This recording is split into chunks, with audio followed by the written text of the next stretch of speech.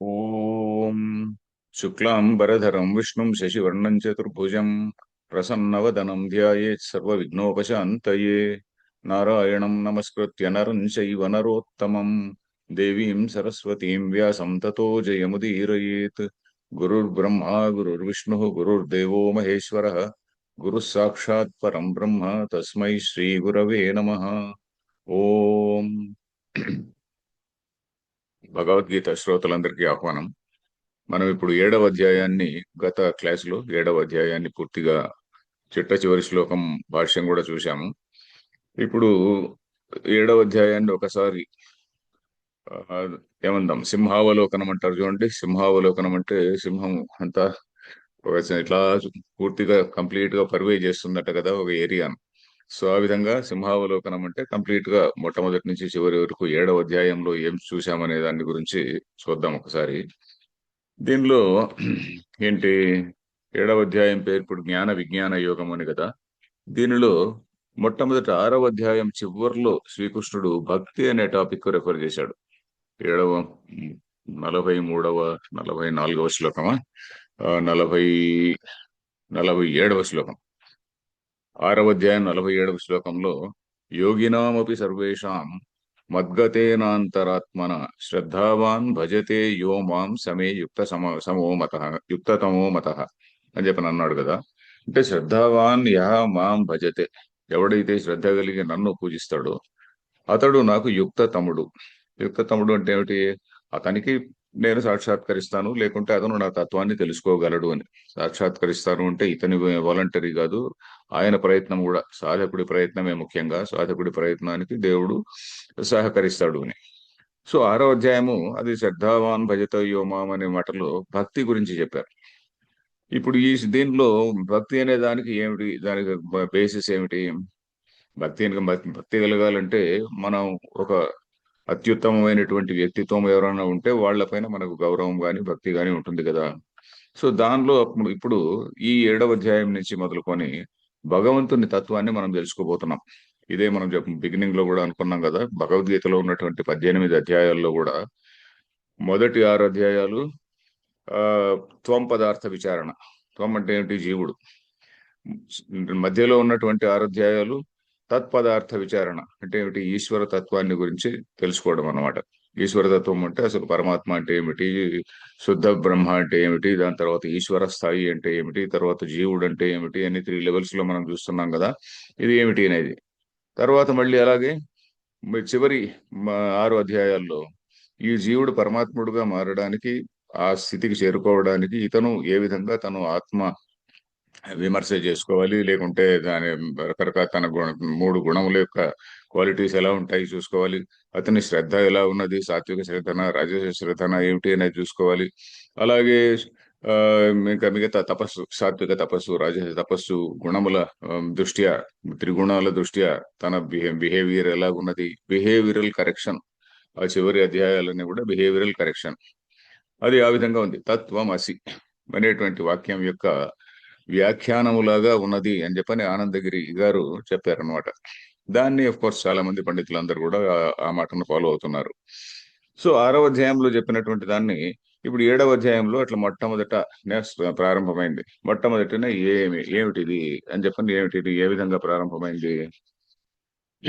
మయ్యాసక్త మనఃపార్థ, నాయందే ఆసక్తి కలిగినటువంటి వాళ్ళు ఏ విధంగా నన్ను తెలుసుకోగలరో అది నేను చెప్పబోతున్నాను. తర్వాత 2వ శ్లోకంలో చెప్పాడు, జ్ఞానం తేహం సవిజ్ఞానం, నేను జ్ఞానాన్ని విజ్ఞానముతో సహా చెప్పబోతున్నాను అంటున్నాడు. విజ్ఞానం అంటే ఏమిటి? జ్ఞానం అంటే కేవలం శాస్త్ర జ్ఞానం. విజ్ఞానం అంటే ఏమిటి? అనుభవ జ్ఞానం కూడా. అంటే కేవలం తత్వమసి అనేటువంటి మాట ఊరికే జ్ఞానం థియరిటికల్ గా చెప్పడమే కాకుండా నీకు అనుభవం లేక కూడా రావాలంటే నువ్వేం చేయాలి అనేది చెప్పబోతున్నాను. అది తెలుసుకున్న తర్వాత there is nothing more to know, there is nothing more to be known. ఏమిటి? యజ్ఞాత్వా నేహ భూయోన్యత్ జ్ఞాతవ్యం నా ఇహ భూయ అన్యత్ జ్ఞాతవ్యం అవశిష్యతే, అన్యత్ జ్ఞాతవ్యం నా అవశిష్యతే, ఇంకా మిగతా తెలుసుకోవాల్సినది ఏమీ లేదు అనేటువంటిది ఇక్కడ చెప్పాడు.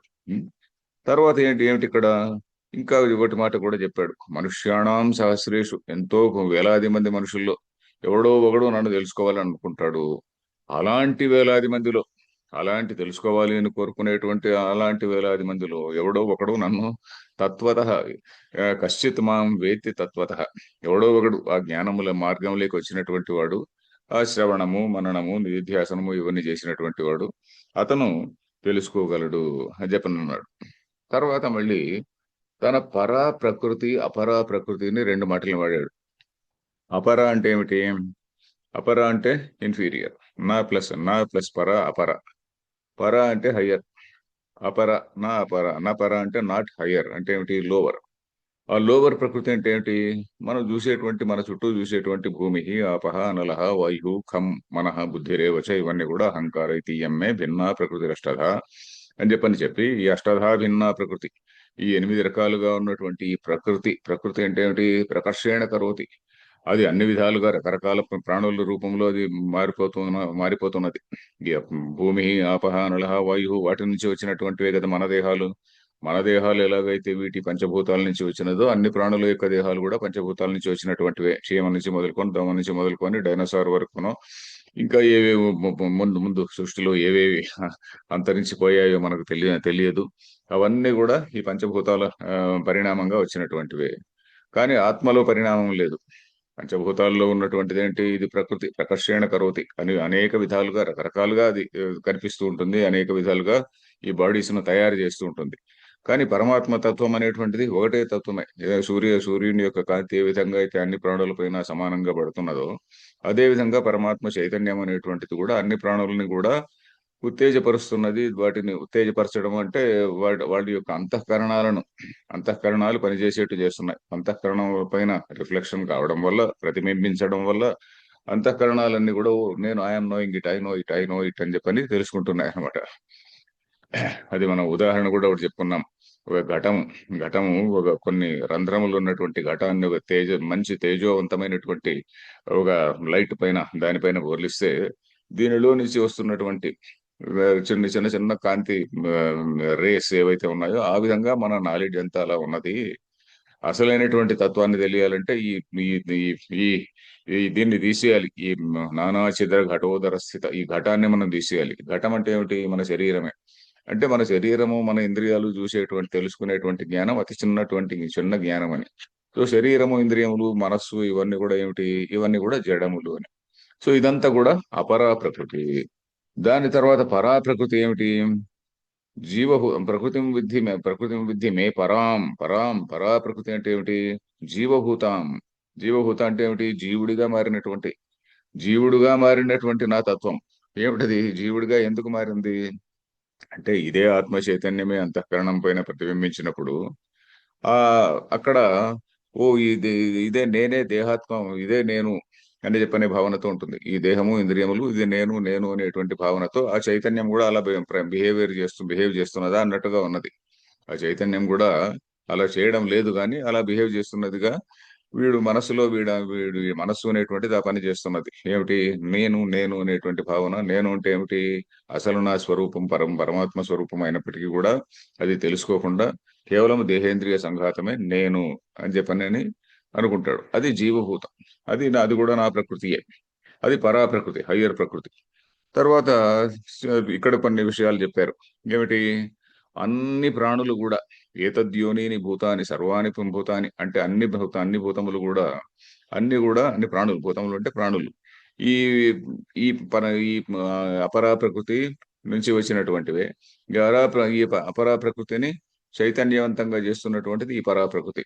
There is sentient and insentient. Whatever is seen, ఇదంతా కూడా నా తత్వమే. అహం కృష్ణస్య జగత ప్రభవ ప్రళయ.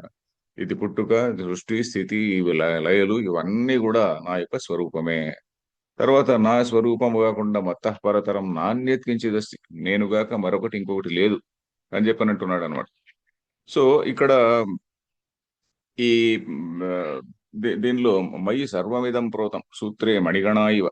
ఈ సూత్రములు మణులు ఎలాగైతే ఉన్నాయో, ఒక దారమందు ఈ మణులన్నీ కూడా ఏ విధంగా రథనము చేయబడి ఉన్నాయో, అంటే కూర్చబడి ఉన్నాయో, ఆ విధంగా ఇదంతా కూడా నాలోనే ఉన్నది అని. ఇప్పుడు కొన్ని కొన్ని విభూతులు అంటే ఏమిటి? మనం చూసేటువంటి గొప్ప గొప్ప విషయాలన్నీ ఉన్నాయి కదా.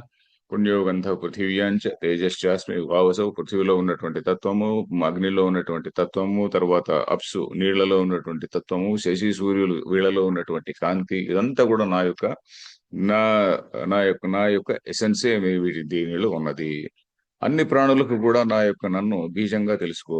బుద్ధిర్బుద్ధిమతామస్మి, తేజస్వినామహం, ఇవన్నీ కూడా చెప్పుకుంటూ వచ్చాడు. ఇక్కడ ఒక పాట కూడా మనం గుర్తు చేసుకోవచ్చు. ధర్మావిరుద్ధో భూతేషు కామోస్మి భరతర్షభ అనేటువంటిది.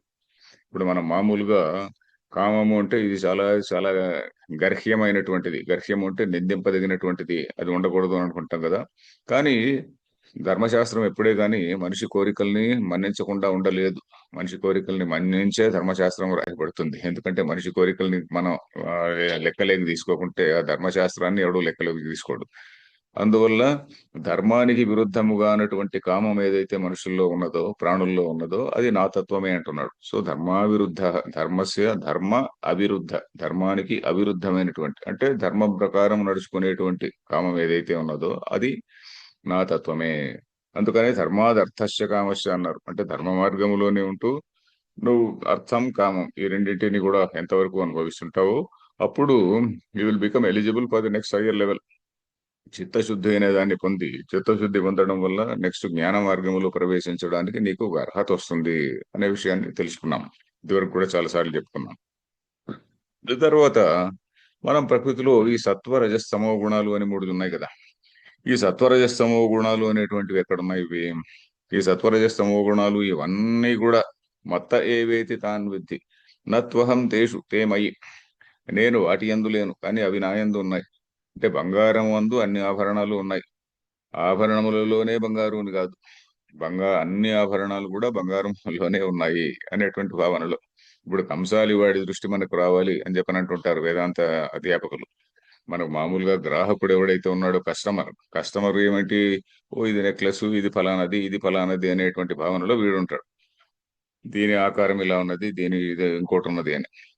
కానీ వాడి షాప్ కీపర్ దృష్టి ఎలా ఉంటుంది? ఓ దిస్ ఇస్ గోల్డ్, ఇది గోల్డ్ ఇన్ని గ్రామ్స్, ఇది ఇన్ని గ్రామ్స్, ఇది ఇన్ని గ్రామ్స్ అనేటువంటి భావన అతనిది. సో అలాంటి భావన అది నత్వహం తేషు తేమై, అవన్నీ కూడా నాలో ఉన్నాయంతే గాని నేను వాటికి లిమిటెడ్ గా లేను అని. వాటి యందు లేను అంటే బంగారం లేదని కాదు, వాటికి లిమిటెడ్ గా లేను. వ్యాప్యము వ్యాపకము. వ్యాప్యము అంటే వ్యాపింపబడేది, వ్యాపకము అంటే వ్యాపించేది. పరమాత్మ చైతన్యం అనేది వ్యాపించేది, అన్ని భూతాలను వ్యాపించేది.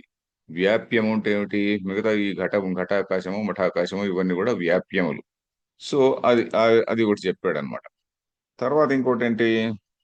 పరతరం నాణ్యతకించేదస్తి, నాకు మించినటువంటి ఇంకా అపార్ట్ ఫ్రమ్ మీ, నన్ను మించి అని కాదు, apart from me there is nothing అని.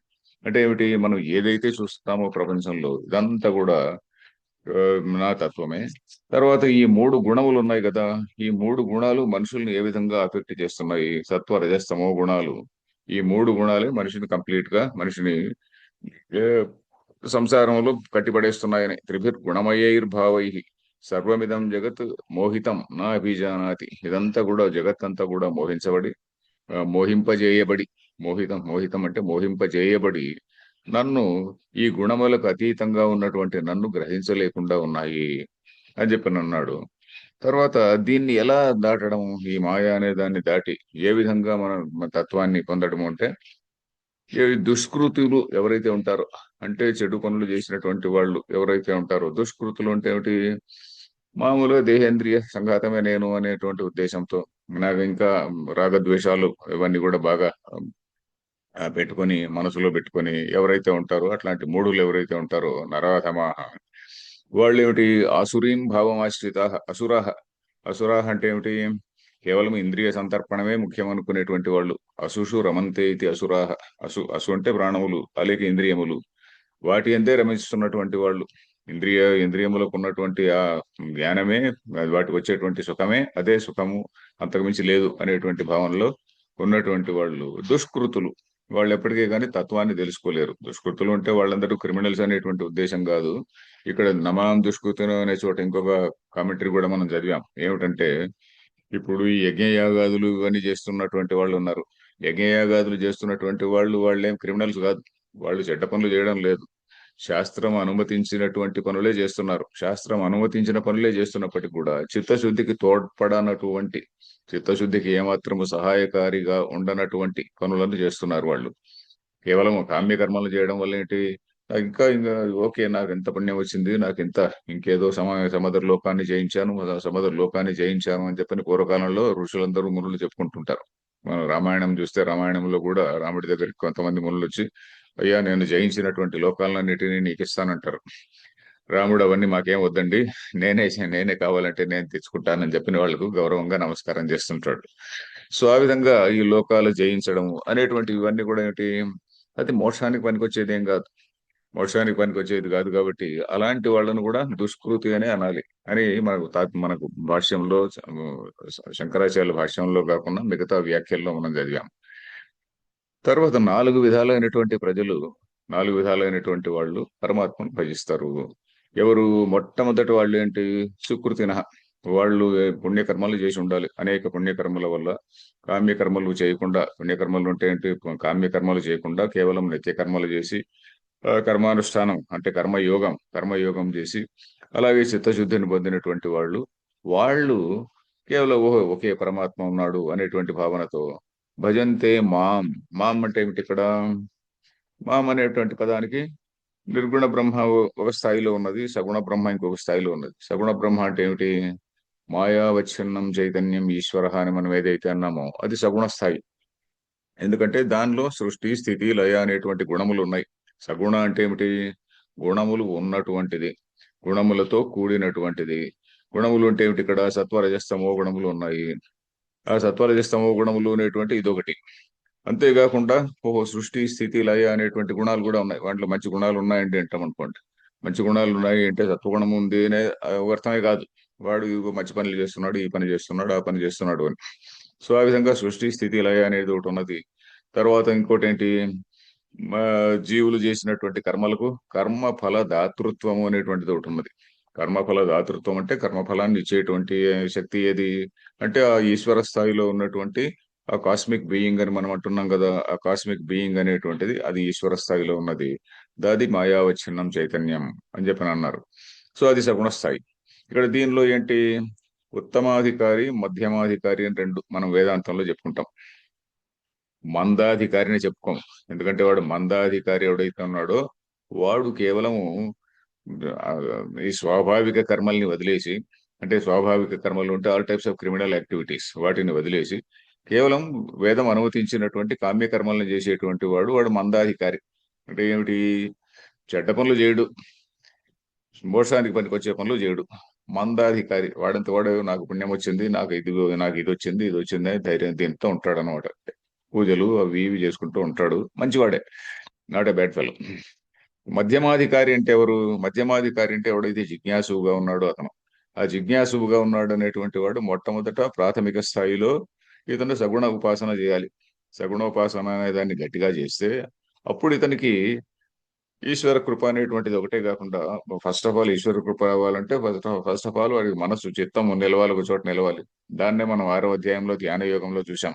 ధ్యాన యోగంలో మనం ఏం చూసాము? మొట్టమొదట చిత్తాన్ని ఒక చోట కేంద్రీకరించడము, ఆ కేంద్రీకరించిన దాని తర్వాత ధ్యానము, ఒక విషయం పైన ఆలోచన చేయడము.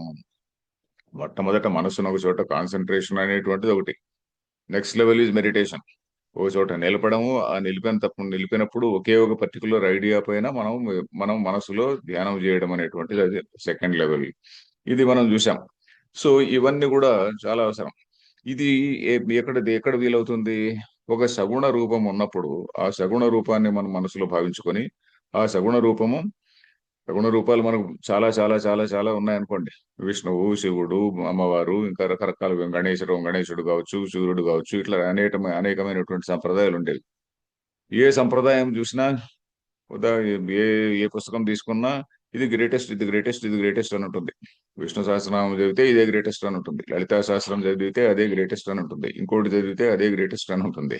మరి ఏమిటి దీనికి సమాధానం అని చెప్పనంటే, మనం ఏ సంప్రదాయంలో ఉండి దేన్ని మనము ఆరాధించినా అది దట్ సుప్రీం రియాలిటీ, అది మనం ఏదైతే మన పరమాత్మ అనుకుంటున్నామో అది దానికంటే వేరు కాదు అని అవనే భావంలో ఉండాలి. అట్ ది సేమ్ టైం మిగతావన్నీ పనికిరానివి. అవన్నీ కూడా అవన్నీ కూడా ఏదో డెవిల్ రూపాలు అని అనుకోడు ఎవడు.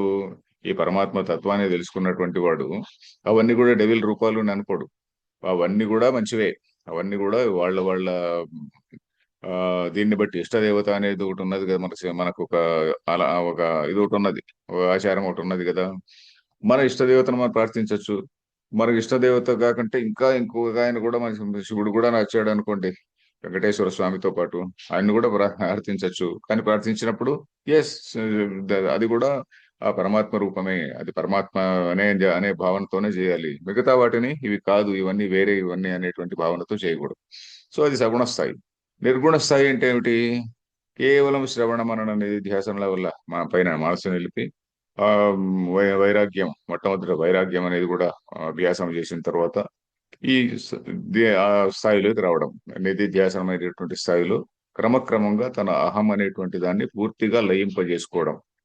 అది చాలా కష్టమైనటువంటిది. అది మన 12వ అధ్యాయంలో చూడబోతున్నాం.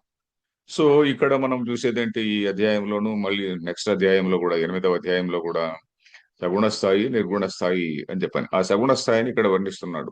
ఆ సగుణ స్థాయిని వర్ణించినప్పుడు ఆ చతుర్విధ భజంతే మాం, ఎవరు జనా సుకృతిన. సుకృతిన అంటే ఏంటి? మంచి కర్మలు చేసినటువంటి వాళ్ళు. ఎవరు ఈ సుకృతి? పుణ్యాత్ములు అనండి. పుణ్యాత్ములు అంటే ఏంటి? కర్మయోగం చేసినటువంటి వాళ్ళు, ఆత్మ సంయమ యోగం చేసినటువంటి వాళ్ళు, ధ్యానాన్ని అభ్యసించినటువంటి వాళ్ళు వీళ్ళు.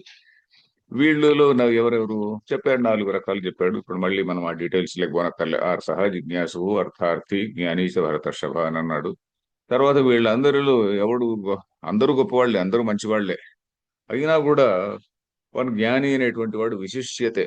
విశిష్యత అంటే ఏంటి? He excels, there is some, he special, something special. ఎందుకని? అతనికి నేను తప్ప మరొక ఇది లేదు. అందువల్ల అతడు ప్రియోహి జ్ఞానిన అత్యర్థం అహం. అహం జ్ఞానిన ప్రియ. నేను జ్ఞానికి అత్యంతం ప్రియుడైనటువంటి వాడిని. అందువల్ల నాకు వాడు కూడా అత్యంతం ప్రియుడే. ఎందుకంటే మనకి ఈక్వల్ అండ్ ఆపోజిట్ ఇది ఉంటుంది. ఏమిటి? మనకు అతని పైన ఎంత ప్రేమ ఉన్నదో అతనికి మన పైన అంత ప్రేమ ఉంటుంది. భగవంతుని దృశ్యం విషయంలో మిగతా వాళ్ళకు ఉంటుందా లేదా చెప్పలేం. భగవంతుని విషయంలో మనకు భగవంతుని పైన ఎంత ప్రేమ ఉంటుందో భగవంతునికి మన పైన అంత ప్రేమ ఉంటుంది అని. తర్వాత అతను జ్ఞానీతో ఆత్మైవమే మతం. జ్ఞాని అనేటువంటి వాడు ఏంటి? అత్యంత ప్రీతి. అంటే ఏమిటి? భగవంతునికి కూడా ఇట్లా ప్రీతి ద్వేషాలు ఉన్నాయనేటువంటిది కాదు. భగవంతుని అత్యంత ప్రీతి. ఆత్మైవ అంటే ఏమిటి? అతను తన ఆత్మ అనేటువంటి దాన్ని అతను కంప్లీట్ గా పూర్తిగా అనైహిలేట్ చేసుకొని పరమాత్మ తత్వం తప్ప ఇంకోటి లేదు అనేటువంటి భావనలో అతను ఉన్నాడు. సో అందువల్ల ఆ మిగతా అందరు కూడా ఉదారాహ, అందరు కూడా మంచివాళ్లే అయినప్పటికీ కూడా జ్ఞాని అనేటువంటి వాడు ఆ విధంగా ఉంటాడు అని అన్నాడు. మరి ఇదేంటి? ఇది ఎలాగొచ్చింది రా అంటే, బహూనాం జన్మనామంతే జ్ఞాని జ్ఞానవాన్ మాం ప్రపద్యతే. ఎన్నో జన్మల తర్వాత, ఎన్నో పుణ్యము చేసుకున్న తర్వాత అతను అట్లాంటి జ్ఞానం కలిగినటువంటి వాడు నన్ను పొందుతాడు అని అన్నాడు. తర్వాత ఇంకొక ముఖ్యమైన విషయం చెప్పాడు. మరి మిగతా అందరు రకరకాలైనటువంటి దేవతలను ఎందుకు ప్రార్థిస్తారు అంటే వాళ్లకు మొట్టమొదటగా ఇది వేరు, అది వేరు, అది వేరు, అది వేరు, కొంచెం కంపార్ట్మెంటలైజ్డ్ థింకింగ్ ఉన్నది. ఈయన ఫలానా ఆయన విద్యకు, ఫలానా ఆమె సరస్వతి విద్యకు, ఇంకొక ఆయన విఘ్నాలు తప్పించడానికి, ఇంకొక ఆయన మనకు కావలసినటువంటి కార్యక్రమం సాధించడానికి, ఇట్లా రకరకాలుగా ఉంటుంది. లేకుంటే నాకు ఇదిగో ఈ శత్రువుని జయించాలి, లేకుంటే ఇంకేదో సమదర్థం కావాలి, రాజ్యం రావాలి, నాకు ఇంకోటి కావాలి, మరి ఇంకోటి కావాలి అనేటువంటి అనేకమైనటువంటి కామములు ఉంటాయి. కామంటే డిజైర్స్. అది ఒకటి చాలా మంచి శ్లోకం చెప్పాడు. కామైస్తైస్తై హృతజ్ఞాన ప్రపద్యంతే అన్యదేవత. అనేకమైనటువంటి కోరికలతో వాళ్ళ జ్ఞానం అనేటువంటిది అపహరింపబడింది. హృతజ్ఞాన అపహరింపబడింది. అలాంటి వాళ్ళు అనేకమైనటువంటి దేవతలను, అది వేరు, ఇది వేరు, అది వేరే, ఇది వేరు అనేటువంటి దాన్ని తమ్ నియమమాస్థాయి. అంటే ఏమిటి? ఒక్కొక్క దేవుడికి ఒక్కొక్క రకమైనటువంటి ప్రిస్క్రైబ్డ్ ప్రొసీజర్ ఒకటి ఉంటుంది. ఆ ప్రిస్క్రైబ్డ్ ప్రొసీజర్ ప్రకారం ఆ దేవుడికి ఫలానా విధంగా పూజించు, ఫలానా ఈ దేవుడిని ఈ విధంగా స్తోత్రం చేయి, ఈ దేవుడికి ఇది ఈ నైవేద్యం పెట్టు, ఈ దేవుడికి ఈ విధంగా ఇంకేదో సమదర్ పద్ధతి ఉంటుంది, ఆ పద్ధతిలో చేయి, ఇవన్నీ కూడా. బట్ వీటన్నిటిలో కూడా ఇంకో ముఖ్యమైన శ్లోకం ఏంటి? యో యో యాం యాం తనుం భక్త శ్రద్ధయార్చితమిచ్చది అనేది ఒకటి వచ్చింది. ఎవరు ఏ ఏ రూపంలో ఆరాధించినప్పటికీ కూడా తస్య ఆయా రూపంలో నేను అతని శ్రద్ధను, నేను అతన్ని ఇంకా స్థిరము చేస్తాను. నువ్వు ఏ రూపంలో పూజిస్తున్నా కూడా, ఏ భావముతో పూజిస్తున్నా కూడా దాన్ని నేను స్థిరము చేస్తాను అంటున్నాడు. స్థిరము చేసిన తర్వాత మళ్ళీ అవన్నీ కూడా వేస్ట్‌ఫుల్లా? అదంతా కూడా చాలా పనికిమాలినవా?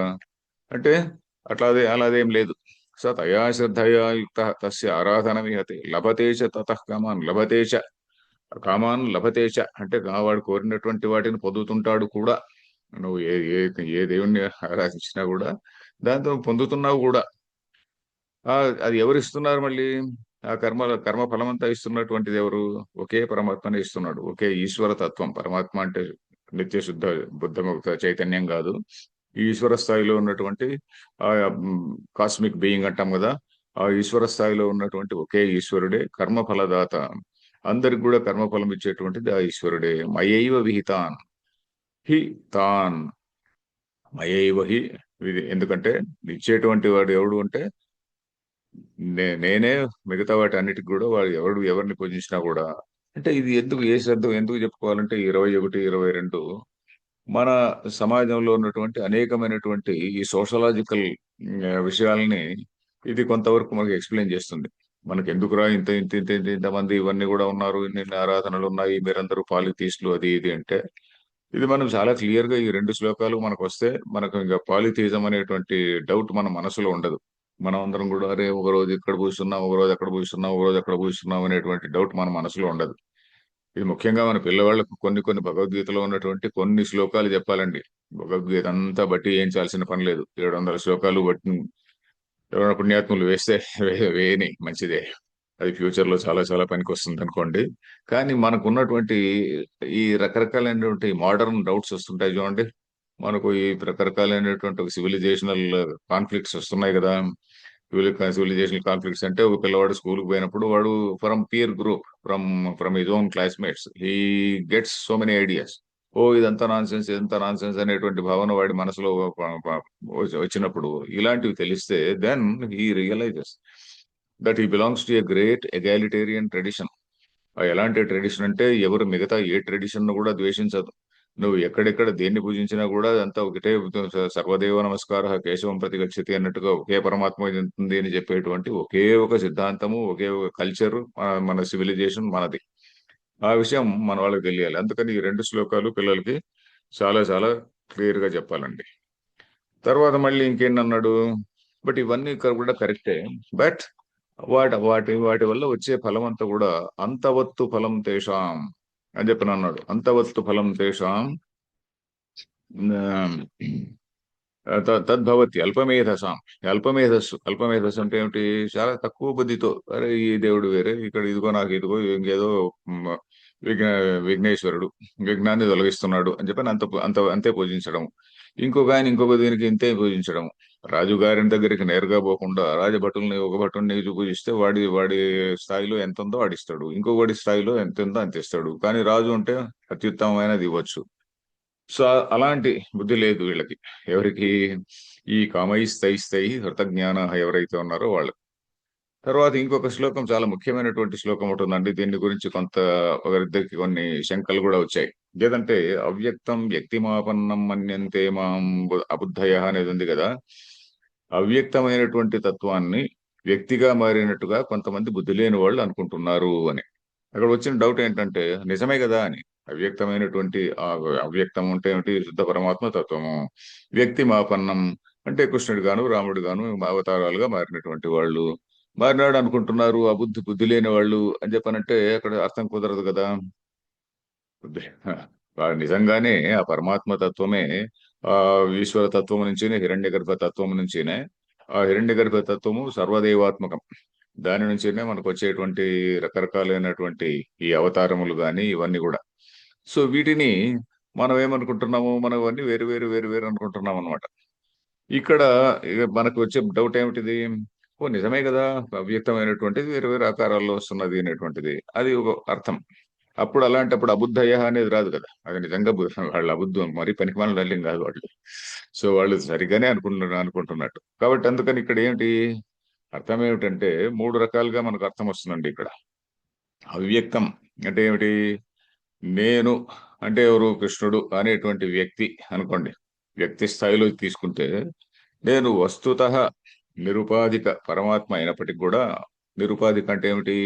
నిర్గుణ పరబ్రహ్మ. వస్తుతః నేను నిర్గుణ పరబ్రహ్మ అయినప్పటికీ కూడా నన్ను కేవలం ఈయనెవరు? వాసుదేవుడు అంటే వసుదేవుని పుత్రుడు, వసుదేవుని కొడుకు అయినటువంటి వాసుదేవుడు. వీడు మనతో పాటు ఆడుకున్నవాడే, మనతో పాటు చిల్లా కట్టి ఆడినవాడే, మనతో పాటు ఇంకేదో గోలీగుండ్లు ఆడినటువంటి వాడే.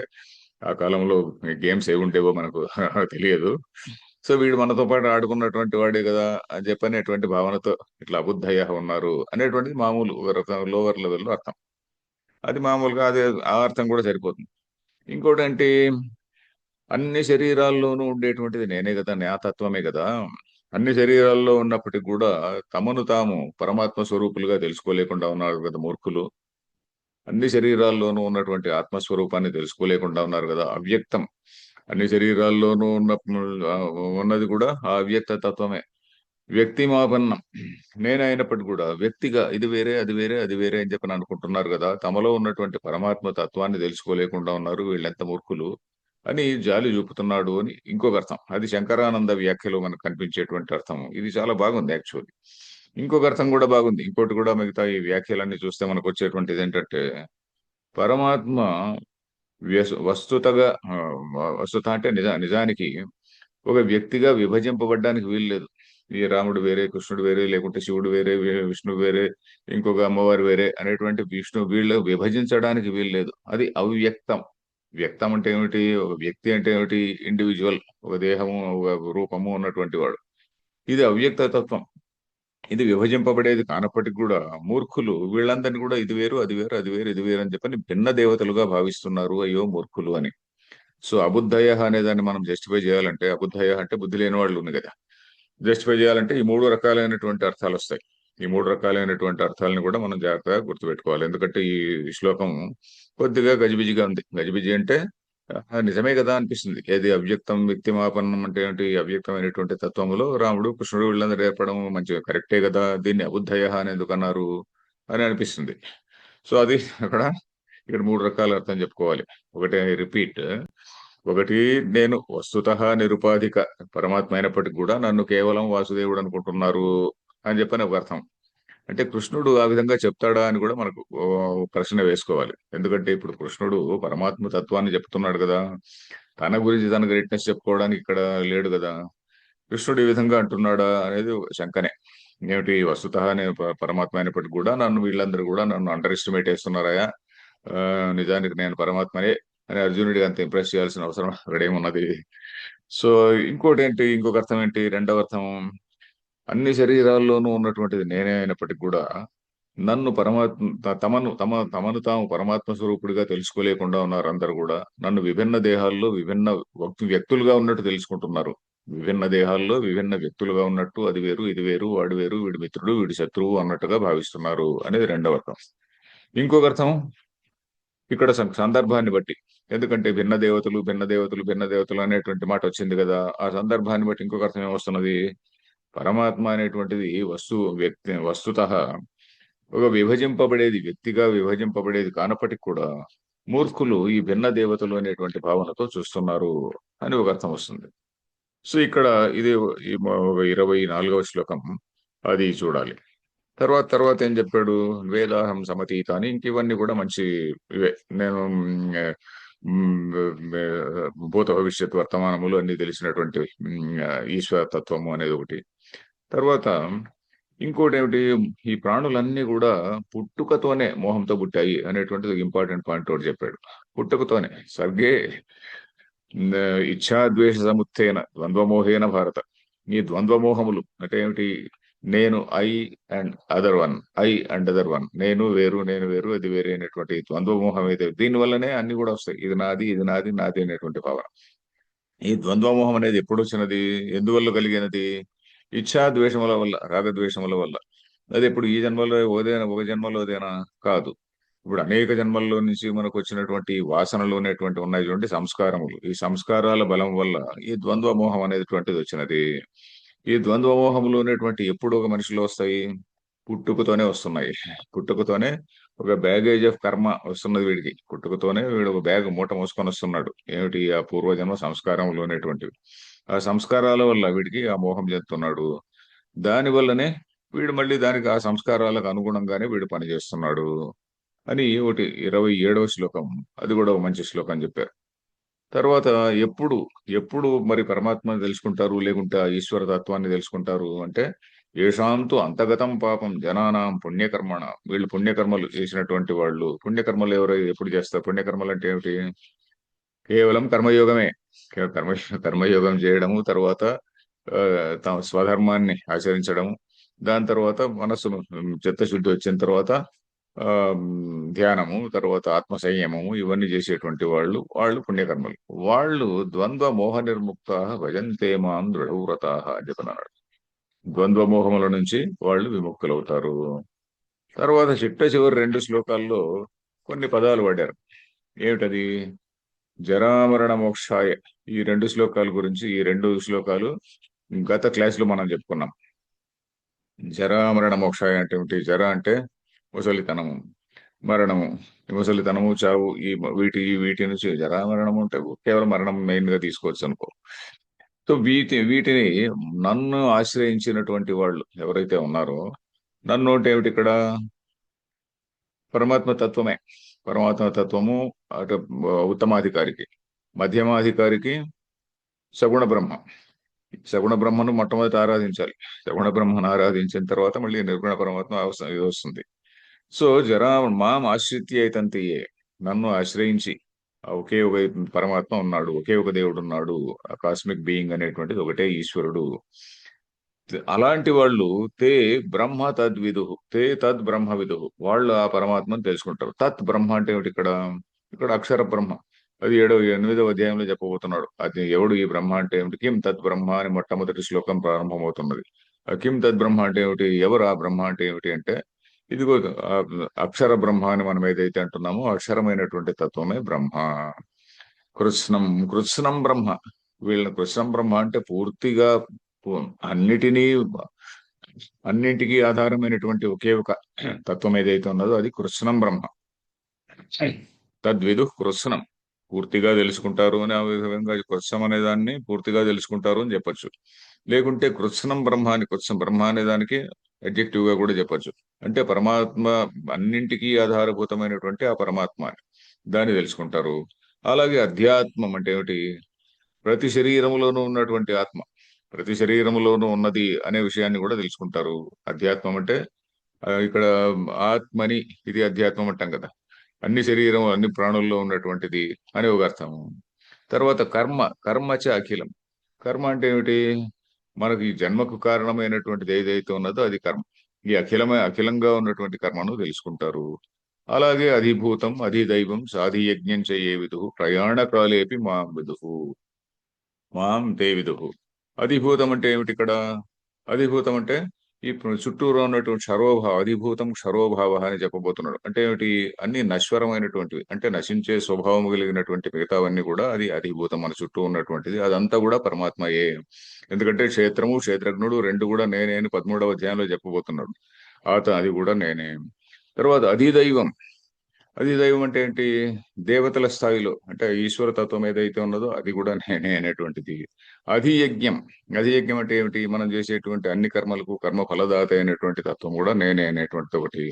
అలాంటి సందర్భంలో, అలాంటి ఈ విధంగా మనం భావించినప్పుడు, ఈశ్వర తత్వాన్ని ఎవడైతే భావిస్తుంటాడో వాడు ప్రయాణ కాలేపి తే మాం విదుహు. ప్రయాణ కాలంలో కూడా అంటే ఏంటి? శరీరాన్ని త్యజించేటువంటి కాలంలో కూడా నన్నే మనసులో ఉంచుకొని వాళ్ళు శరీరాన్ని త్యజిస్తారు అని ఇక్కడ చెప్పాడు.